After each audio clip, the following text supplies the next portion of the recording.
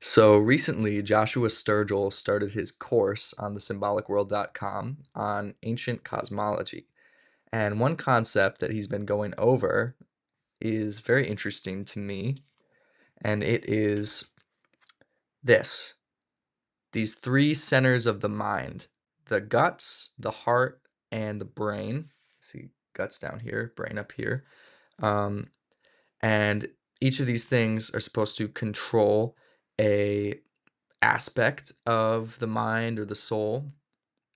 The guts correspond to, our basic instincts, for survival and comfort, obviously food, hunger, um, and, warmth, survival, safety. Um, the heart is more related to desires, on a deeper level. What do we want? What are we trying to achieve? And the brain is the apparatus for taking in information and deducing what things are, for logic. So you have instinct, desire, and logic, square, triangle, and circle, which map onto one cosmological view that many ancient people had of the world as, this earth level, a mountain which serves as an access point to the skies, heaven, which form a dome around the earth. So you have the circle, heaven, the triangle, mountain, and the square, earth, which also map onto these three centers of the mind. And you see that I wrote the word deceitful there. And my reason is that obviously Christ said the heart is deceitful above all things. And I find that interesting because it does seem like our hearts, instead of leading us up from instinct to logic, seem to actually move us down from logic deeper into instinct, to care more about these things of the world, pleasure, um, these hedonistic desires, and use logic to justify our indulgence, our overindulgence, I should say, because physical things aren't bad.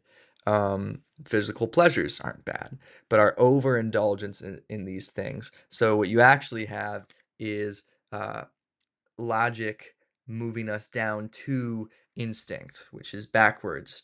And that's tracking for me when you consider that the heart more resembles an upside down triangle in shape than an upright triangle. So the heart is this upside down mountain. Instead of leading you from the physical to the ethereal, it leads you from the ethereal deeper into the physical. So I don't believe that one of these things is better than the other. I don't think that ideas are inherently better than physical material things, but if you have this order that they all exist in backwards, then it becomes a problem. And I think that makes a lot of sense. But it's not I'm not totally confident in it. Tell me what you think in the comments because I'm very new to this stuff and I'm trying to figure it out.